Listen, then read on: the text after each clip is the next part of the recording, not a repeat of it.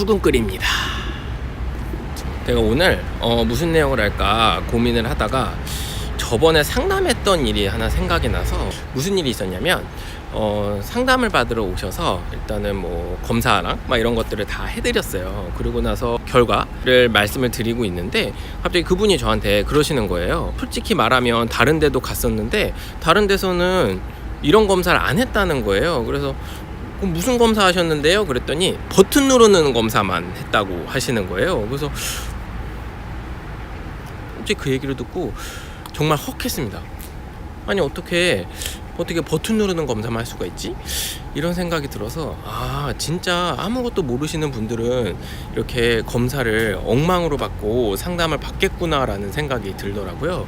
그래서 제가 오늘은 여러분들이 혹시 이제 보청기를 이제 구입을 하시기 위해서 혹은 이제 상담을 받기 위해서 난청센터를 가시게 되면 어떤 검사를 이제 받으셔야 되는지 이런 것들에 대해서 좀 말씀을 드려보도록 하겠습니다. 자, 그러면 일단 센터로 가서 말씀을 드려보도록 할게요. 자, 센터에 왔습니다. 자, 첫 번째로 말씀드릴 거는 문진표입니다.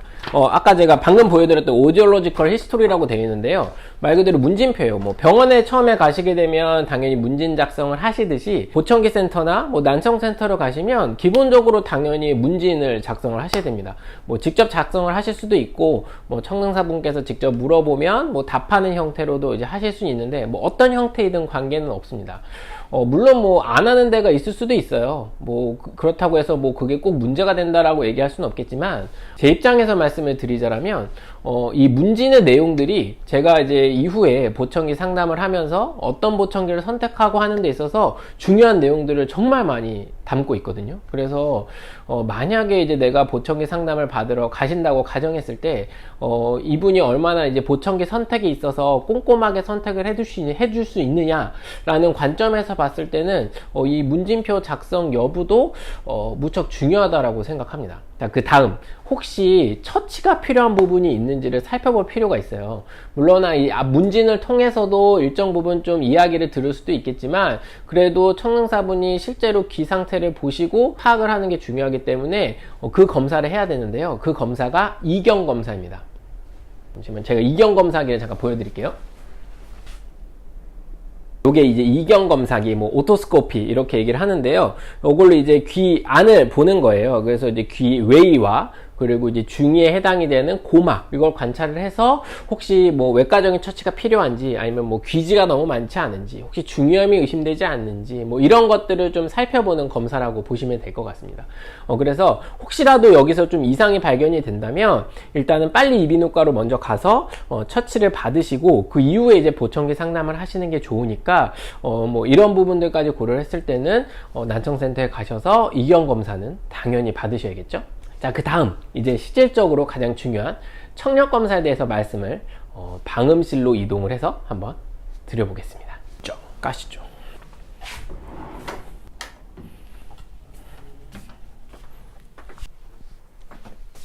자, 여기가 방음실입니다. 방음실에서는 두 가지 검사를 실시합니다. 순음 청력 검사와 어음 청력 검사를 실시를 하는데요. 자, 먼저 순음 청력 검사에 대해서 말씀을 드려보겠습니다. 자, 순음 청력 검사는 그 사람의 청력 역치를 찾는 것인데요. 자, 그러면 청력 역치는 뭐냐? 그 사람이 들을 수 있는 가장 작은 소리를 의미합니다.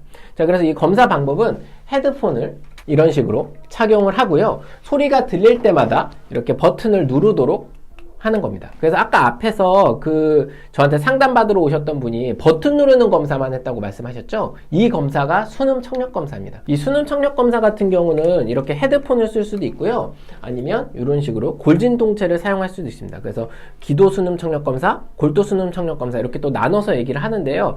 요거는 약간 내용이 길어질 것 같아서 제가 나중에 따로 빼서 조금 더 자세하게 설명을 드리도록 하겠습니다.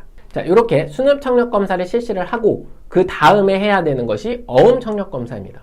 자, 어음 청력 검사 같은 경우도 똑같이 이 헤드폰을 쓰고 검사를 하는데 다른 점은 말소리를 준다는 거예요.